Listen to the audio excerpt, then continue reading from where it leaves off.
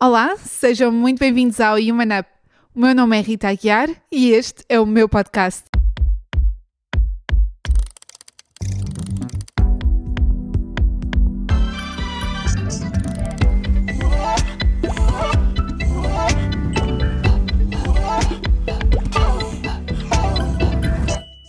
Olá a todos, sejam muito bem-vindos ao primeiro episódio do Human Up. Estou muito feliz por estar finalmente a começar este projeto que já tinha em mente há muito tempo, mas por diversos motivos só agora é que o estou a conseguir concretizar.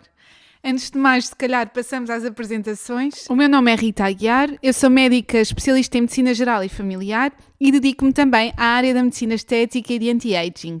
Como tal, neste podcast gostava de aprofundar algumas dessas áreas e entrar em temas tão interessantes como o estilo de vida saudável, skincare, sexualidade, saúde mental, temas específicos de saúde da mulher e do homem também, sustentabilidade, viagens e estilo de vida ativo no geral. Vamos ter também à conversa especialistas nas diferentes áreas que vão não só dar-nos dicas práticas fundamentadas, como também partilhar connosco as suas vivências pessoais únicas. Para ficarem a par de todas as atualizações deste podcast, basta seguirem-nos nas plataformas digitais, YouTube, Spotify e as restantes plataformas de áudio. E mais, este podcast é um espaço de partilha, por isso sugiram-nos temas, coloquem as vossas questões e podem fazê-lo através do Instagram, Rita Aguiar Fonseca, ou através do site ritaaguiarfonseca.com. Aqui encontrarão também vídeos, reels, material gratuito e podem acompanhar em exclusivo os nossos bastidores. Espero com este podcast poder esclarecer algumas das vossas dúvidas e, quem sabe, inspirar-vos na busca da vossa melhor versão. Espero que gostem.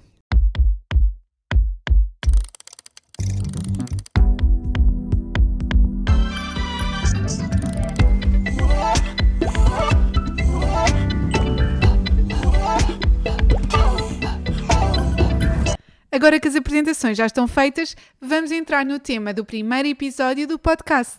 Para este primeiro episódio, quis trazer-vos uma queixa muito frequente, tanto em homens como em mulheres, e que se agrava nesta altura do ano, na transição entre estações exatamente, que é a queda de cabelo. Como sabem, este é um tema que gera muitas preocupações e, como tal, achei que era interessante trazer para este primeiro episódio, para falarmos não só de uma forma genérica em que consiste e dar-vos algum conhecimento básico, mas sobretudo incidir aqui sobre as causas e os tratamentos que existem. E para mim esta é uma área muito interessante porque tem-se desenvolvido muito nos últimos anos e temos vindo a assistir a uma grande evolução. Se estão curiosos, fiquem por esse lado. Começamos então aqui pela pergunta, pelas dúvidas mais frequentes, que são sem dúvida: qual é a causa, quais as possíveis causas para a queda de cabelo? E esta é uma pergunta muito difícil de responder porque a lista de possíveis causas é interminável.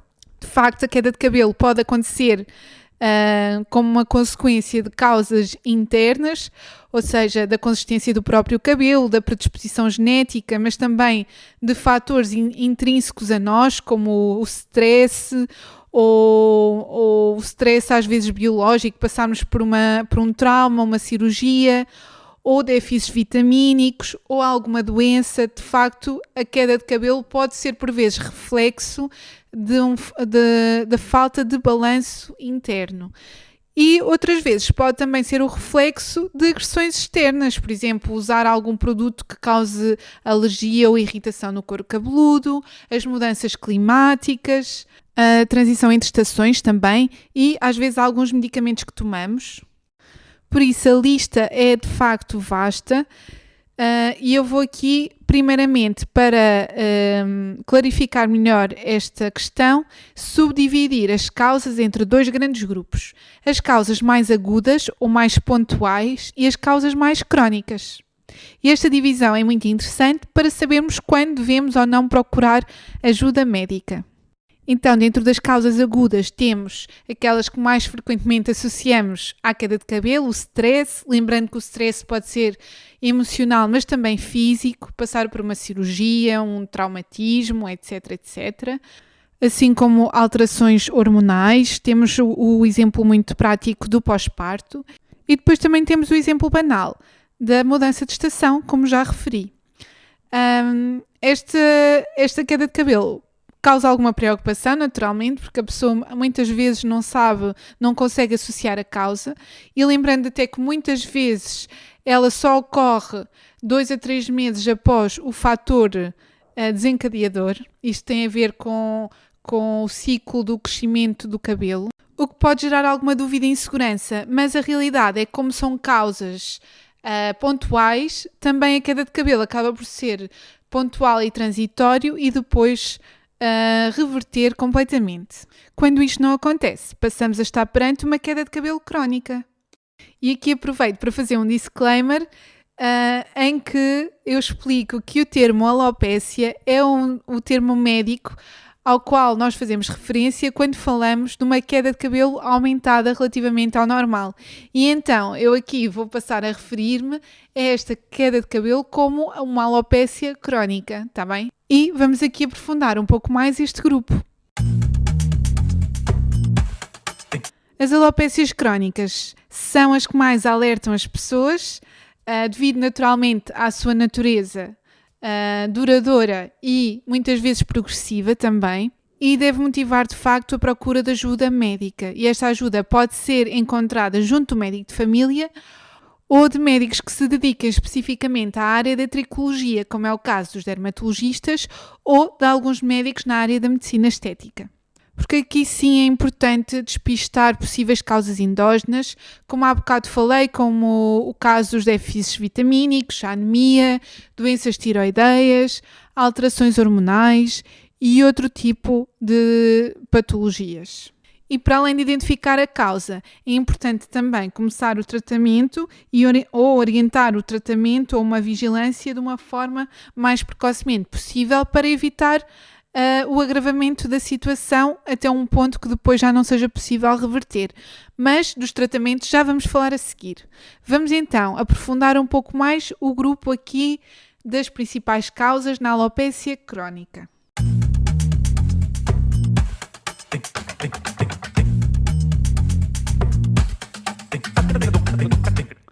Esta alopécia pode também subdividir-se em 2 grandes grupos. O grupo das alopécias não cicatriciais e o grupo das cicatriciais. Esta acaba por ser uma divisão mais técnica usada no campo da dermatologia, mas eu achei útil trazê-la para aqui, sobretudo para explicar que a principal diferença entre estes 2 grupos é o seu potencial de reversibilidade.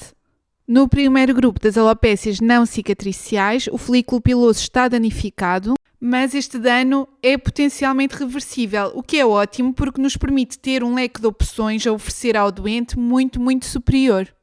Ao contrário, no grupo das alopécias cicatriciais isto já não acontece. Nós já vamos ter um dano muito profundo do folículo piloso, ao ponto que o seu potencial de reversibilidade já está muito afetado e inclusivamente já vemos alterações mesmo na pele, como atrofia e fibrose.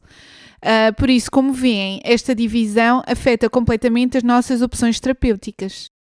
Gostava de aprofundar um pouco mais o primeiro grupo, que felizmente é o mais frequente, o das alopécias não cicatriciais, e aqui as entidades que se destacam são o eflúvio telógeno crónico e a alopécia androgénica, embora também possamos falar da alopécia areata, que tem alguma representatividade. São nomes complicados, mas que podem ser simplificados muito rapidamente. Vamos a isso?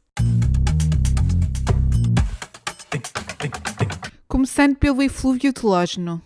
Este pode ser causado por múltiplos fatores, tanto endógenos como exógenos, nomeadamente aqueles que já falámos antes, doenças, infecções, stress, etc. Geralmente, quando isto acontece, vamos ter um aumento da queda de cabelo e acabamos por ter, em média, uma queda entre 200 a 300 fios de cabelo, ao invés da média habitual que se situa na ordem dos 100, 150. E geralmente resolve, às vezes nem descobrimos qual é a causa e, portanto, nestes casos estamos perante um eflúvio telógeno agudo, mas outras vezes não resolve e começa a ter uma apresentação cíclica em que surge 1 ou 2 vezes por ano. E neste caso falamos já de uma apresentação crónica. No entanto, à medida que o tempo passa, nós vamos vendo consequências desta ciclicidade. O cabelo começa a ficar menos volumoso no comprimento, relativamente ao que é na base. Nota-se, por exemplo, com o rabo de cavalo mais fino. É uma característica típica aqui do eflúvio crónico e, portanto, acaba por perder volume e comprimento. E, por vezes, pode inclusivamente estar associada a outras doenças que depois causam também a perda de cabelo a nível do couro cabeludo e acaba por agravar a alopécia que já existia de base. Portanto, isto é o que caracteriza aqui o eflúvio telógeno. Vamos passar para a alopécia androgénica, que é a alopécia crónica mais frequente e é de facto uma preocupação mesmo muito frequente, está presente na maior parte dos homens e também pode surgir em algumas mulheres. E então vamos resumir as suas principais características. A alopécia androgenética acontece devido à ação dos androgénios, que são as hormonas masculinas, a nível do folículo piloso. Estas hormonas vão atuar a nível do folículo e induzir um processo de miniaturização ao nível destas estruturas, tornando-os cada vez mais pequenos e finos e levando a um processo crónico e progressivo da alopécia. Curiosamente, as áreas dos folículos pilosos que são mais sensíveis à ação dos androgénios são aquelas zonas situadas na parte lateral frontal, que é o que nós conhecemos por entradas, e na zona da coroa do couro cabeludo. E é interessante ver que são exatamente essas as zonas mais afetadas nos homens que sofrem exatamente este tipo de alopécia. E claro, é mais evidente nos homens e mais frequente nos homens, devido exatamente a essa proporção aumentada que existe de hormonas masculinas. E lá está, outra dúvida muito comum é se este tipo de alopécia também pode suceder nas mulheres. E eu já expliquei porque sim. No entanto, há alguma confusão por se dever ao papel das hormonas masculinas. No entanto, as mulheres também têm estas hormonas masculinas numa proporção inferior, é certo, porque na mulher dominam as hormonas femininas, não é? E por isso é que o mais frequente é este tipo de alopécia surgir numa fase etária mais tardia, geralmente na perimenopausa, que é exatamente a fase em que temos diminuição das hormonas femininas e, portanto, acaba por haver uma maior expressão dos androgénios. E depois o fenótipo, ou seja, a forma como a alopécia se manifesta, também tem uma distribuição diferente. Na mulher, por norma, vamos ter uma alopécia mais heterogénea, uma distribuição mais uniforme em todo o couro cabeludo. E depois temos também, tipicamente, o alargamento do risco, aquele risco que se faz quando nos penteamos, vamos naturalmente começar a notar que esse risco vai começando a alargar e nota-se, sobretudo a esse nível, a alopécia. Agora, embora na mulher seja de facto mais típico na fase perimenopausa, quando há então a diminuição das hormonas femininas, a verdade é que esta pode surgir em qualquer idade. E nas mulheres em idade fértil é particularmente difícil de tratar porque a maioria dos fármacos das armas terapêuticas de que dispomos não são compatíveis com a gravidez. Por último, a questão que se impõe é se este é ou não um problema hereditário. Esta também é uma dúvida muito frequente porque a noção genérica é de que se trata de uma questão hereditária e depois as pessoas às vezes ficam surpreendidas quando têm e os pais não têm ou vice-versa. E a verdade é que, embora haja um componente genético, não é necessariamente hereditário, ou seja, pode perfeitamente acontecer o pai não ter alopécia e o filho vir a ter, ou vice-versa, está bem? Portanto, a expressão dos genes depende sempre depois de muitos outros fatores. E então, de facto, acontece haver alguma assimetria entre gerações. Passando então para o último tipo de alopécia que eu tinha referido, das não cicatriciais, temos a alopécia areata, que também é conhecida como pelada, que nada mais é que ter perda de cabelo num local circunscrito do couro cabeludo. Não se sabe muito bem a causa, depende muito de pessoa para pessoa. Mecanismos autoimunes têm sido indicados como causa provável de muitas destas alopécias areatas.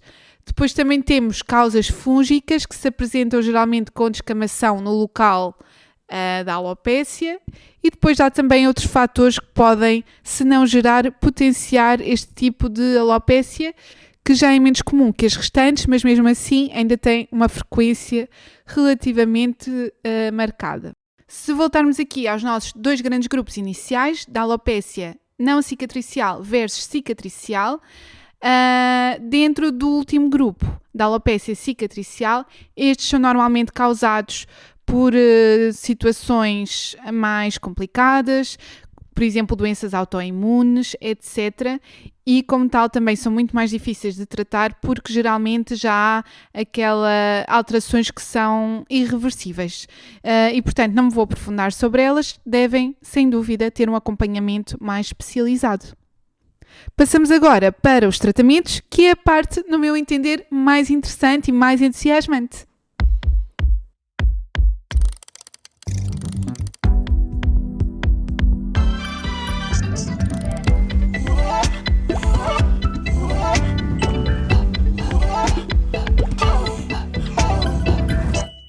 O tema dos tratamentos suscita realmente muita curiosidade e eu vou tentar aqui incidir sobretudo na alopécia androgénica por ser a mais comum. Lembrando, claro, que as possíveis causas são ínfimas, como já perceberam, e que é sempre importante, inicialmente, identificar a causa para que o tratamento possa ser dirigido. E esta causa deve ser sempre explorada juntamente do médico. Por isso, se sofrem deste problema, não deixem de procurar ajuda especializada. Aqui o elemento-chave será não atrasar a busca do médico. Claro, não devemos procurá-lo na alopécia pontual, por ser uma situação transitória, mas quando se sofre de uma alopécia crónica, depois, quanto mais tardio for o diagnóstico, também menos potencial de reversibilidade acaba por existir. E daí não se recomenda atrasar muito a busca por ajuda especializada neste caso. Começando por desmistificar aquelas ideias que já estão muito enraizadas e que muitas vezes não correspondem à verdade, gostaria de responder à típica questão de se os shampoos ou os amaciadores podem de facto causar alopécia. A verdade é que este mito não tem fundamentação científica. Não há nenhum componente de shampoos ou de amaciadores que tenha sido consistentemente associada com a queda de cabelo.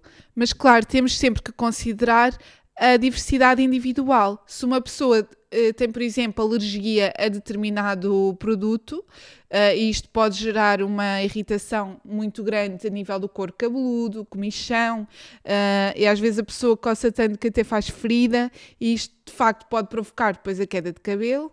E depois, claro, há pessoas que podem se dar melhor ou pior com um determinado produto. No entanto, não há nada na literatura científica que nos faça pensar que determinada composição de shampoo é melhor para pessoas com queda de cabelo. Depois, outra ideia que é muito frequente é que lavar o cabelo demasiadas vezes pode também não ser benéfico para a queda de cabelo. E isso é outra questão que não é verdade. O importante é manter a zona do couro cabeludo limpa, o mais possível, independentemente do número de lavagens que se faz.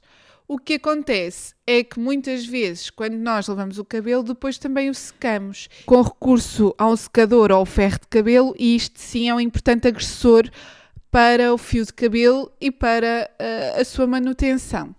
E neste sentido o que se recomenda é diminuir a exposição a estas fontes de calor. Quando usamos, tentar usar algum protetor e a temperatura o mais baixo possível, para preservarmos aqui a qualidade do fio de cabelo e evitarmos a queda consequente. Outra questão importante é a forma como prendemos o cabelo. A verdade é que usar muitas vezes o cabelo atado, sobretudo com elásticos mais rijos, mais firmes, leva a que haja uma constante tração do fio de cabelo, e isto não é benéfico, sobretudo nas zonas onde o fio de cabelo fica mais esticado, porque gera uma pressão sobre o folículo, e isto pode levar não só à perda daquele fio de cabelo, como esta agressão continuada pode criar de facto alopécia nestas zonas onde há maior pressão. E então o ideal será tentar evitar apanhar o cabelo, ou se fizermos, preferir elásticos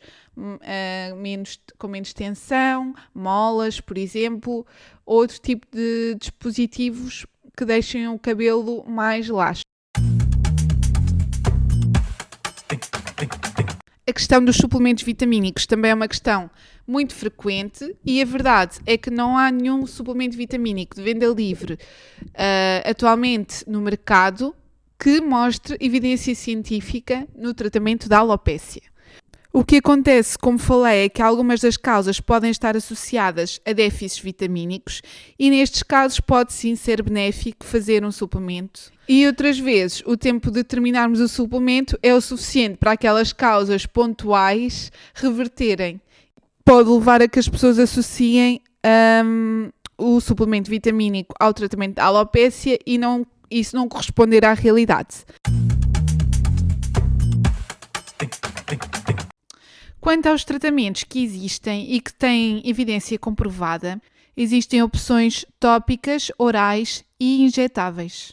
E a primeira questão que vale a pena salientar é que estes tratamentos devem ser tomados de forma contínua. Não há nenhuma opção que nos permita tomar e esquecermos completamente do assunto. Portanto, a alopécia, que é crónica e progressiva, requer também um tratamento crónico para evitar a manifestação desta doença. A verdade é que nos últimos anos tem vindo a surgir um maior arsenal terapêutico para o tratamento da alopécia, que tem vindo de facto a revolucionar o leque de opções que nós temos para oferecer. E a investigação neste campo tem sido muito grande, estima-se inclusivamente que nos próximos anos também continuem a surgir outras novas opções, por isso há uma grande esperança neste tratamento. Isto são excelentes notícias para quem sofre deste problema, porque os tratamentos que vão surgindo têm melhorado e muito, não só os resultados, como a comodidade do próprio tratamento. Quem inicia numa fase precoce acaba por ter muitos bons resultados, tanto no tratamento como na prevenção a longo prazo. Vamos então entrar finalmente aqui na parte dos tratamentos farmacológicos que existem, lembrando que apenas vou explicar de uma forma sucinta e que são tratamentos sujeitos à prescrição médica. Devem ser sempre recomendados depois de uma avaliação pelo vosso médico, está bem? E depois a própria manutenção deve ser feita por ele, porque é importante vigiar os resultados, possíveis efeitos colaterais e ir gerindo a terapêutica de acordo com as necessidades de cada pessoa. E aqui a primeira coisa a saber é que os resultados não são imediatos. Geralmente demoram 2 a 3 meses a surtir efeito e isto tem muito a ver com o ciclo de vida do próprio cabelo. Por isso é preciso alguma paciência e alguma estabilidade na aplicação do tratamento, quer seja tópico ou oral ou injetável, para que depois ao final desse período se vejam os resultados efetivos. E um dos tratamentos tópicos mais utilizados é sem dúvida o minoxidil. E um facto muito interessante é que muitos dos tratamentos que nós usamos para tratar a alopécia foram inicialmente testados com outra indicação. No minoxidil, particularmente, este é um vasodilatador. Portanto, era usado inicialmente para tratar a hipertensão e depois percebeu-se que teria este efeito secundário de aumentar a pilosidade e desenvolveu-se um produto tópico especificamente para este efeito. Por ser tópico, é uma das primeiras armas que nós usamos na abordagem inicial ao doente com alopécia e tem a particularidade de poder ser usado nas mulheres então em idade fértil, o que é, claro, muito bom.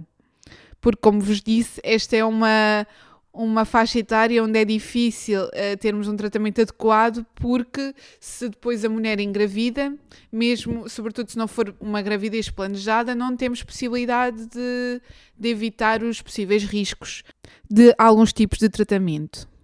Depois, aqui o minoxidil, além de existir na forma tópica, ou seja, de produto que se aplica localmente a nível do couro cabeludo, também existe na sua forma oral. No entanto, não está atualmente disponível em Portugal, creio eu, mas é uma formulação que noutros países se começa cada vez mais a usar para este fim, então penso que futuramente possa vir a estar. No entanto, temos outras possibilidades para a via oral e vou falar então delas. Aqui a via oral acaba por ser mais cómoda, às vezes para os doentes, porque não têm que aplicar e remover o tratamento e também se evita aqueles casos de dermatite de contacto que são raros, mas que podem existir com produtos tópicos. E os fármacos mais usados, então, neste âmbito são os antiandrogénicos. Se lembram, quando falei um bocadinho da alopecia androgénica, expliquei que se deve ao efeito dos androgénios, que são as hormonas masculinas que depois atuam ao nível do folículo piloso e o enfraquecem. E aqui estes fármacos vão exatamente contrariar a ação destas hormonas. Um dos fármacos deste grupo mais usados é a finasterida, que mais uma vez também não foi inicialmente dirigido para a alopecia.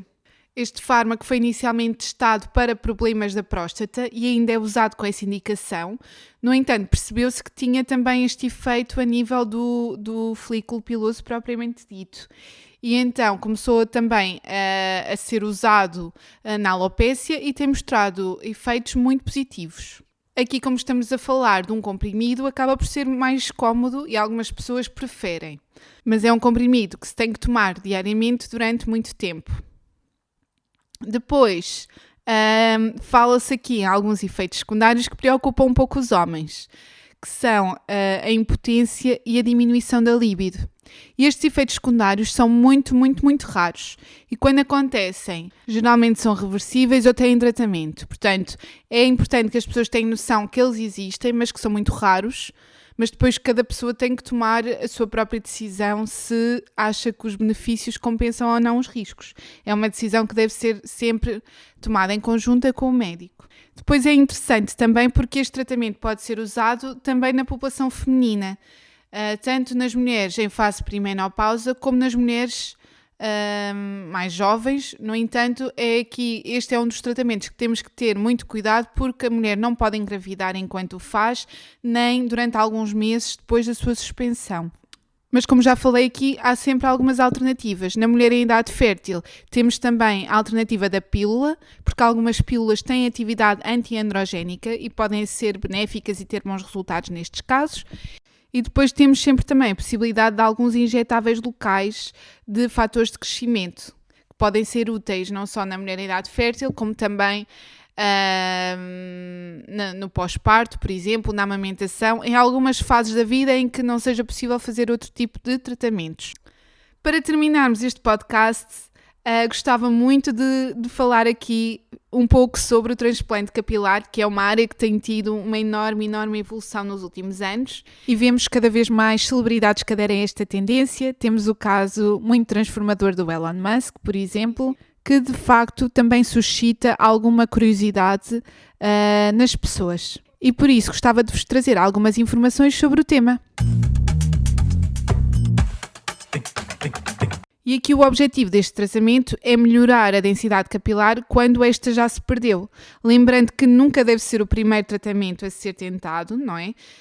Até porque, mesmo depois de se fazer o transplante capilar, é importante manter-se algum tipo de tratamento para evitar que as zonas que não foram tratadas depois progridam para a alopécia. Por isso, o que se faz neste procedimento, e é um procedimento de pequena cirurgia, em que se encontra uma zona da dora, que é uma zona onde ainda há folículos pilosos saudáveis, e aqui geralmente, e principalmente nos homens, escolhe-se a parte da nuca, onde a perda dos folículos capilares, por norma, é mais tardia. E o que se faz é extrair então folículos pilosos desta zona, que chamamos a zona da dora, e depois colocá-los noutras regiões onde há perda de cabelo. Dando uma vez mais o exemplo do homem, que é onde há falhas de cabelo mais localizadas, geralmente as zonas receptoras são aqui as regiões das entradas e da coroa do cabelo. Por isso, depois do transplante, é importante fazer a manutenção para evitar que mais para a frente tenhamos o reverso da medalha, que é apenas ter cabelo nestas zonas que foram transplantadas e alopécia nas restantes zonas, devido à natureza progressiva aqui das alopécias androgénicas. E aqui outra ideia importante é que este não é o primeiro tratamento a ser tentado, mas também não deve ser apenas usado em último recurso, porque se esperamos demasiado, o que vai acontecer é que já nem vamos ter folículos pilosos úteis na parte da dora. Portanto, o ideal é que seja ali uma fase intermédia em que já se experimentaram alguns outros tratamentos e não houve resultado efetivo, mas que a alopécia não esteja assim tão avançada que não permita sequer fazer o transplante capilar. Esta área dos transplantes tem evoluído muitíssimo e estamos constantemente a assistir a tentativas de modernização da técnica. Em breve, provavelmente, sairá uma nova técnica em que nos irá possibilitar usar aqui a zona da dor sem termos que rapar o pelo, que é o que neste momento fazemos. Isto será ótimo porque permitirá não só manter a estética ali da zona da dor, como ter um resultado mais precoce na zona receptora. No entanto, é uma técnica que ainda está a ser implementada. Provavelmente, quando sairá no mercado, será uma técnica mais cara, mas depois, como todas as outras, provavelmente irá evoluir e tornar-se mais acessível e outras novas técnicas certamente surgirão. Também no campo dos tratamentos farmacológicos propriamente ditos, há a perspectiva de saírem novas alternativas e aqui uma expectativa próxima é que surjam fármacos do mesmo grupo da finasterida, que são aqueles fármacos então que vão ter uma ação antagonizante perante as hormonas masculinas, mas que possam ser aplicados de forma tópica e assim evitarem aqueles efeitos secundários que muito preocupam as pessoas, se lembram, que eram então a disfunção erétil e a perda de líbido. Isso seria um grande avanço para já nesta área a ser feito.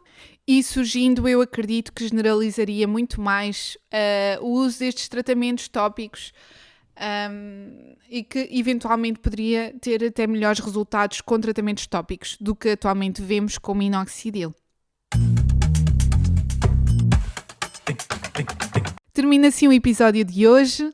É uma área que eu gosto muito, acho que é muito útil porque realmente há muitas pessoas que sofrem com esta problemática e tem havido muita evolução. Esperamos que num futuro relativamente próximo, haja cada vez mais alternativas terapêuticas para esta problemática e realmente a minha expectativa aqui era mostrar a quantidade de alternativas e de soluções que existem para este problema e eu abordei aquelas mais usadas, portanto saibam que ainda há mais opções que aquelas que eu falei. E aqui queria sobretudo passar a mensagem de que esta é uma preocupação válida e de que de facto há muitas opções disponíveis para a solucionar.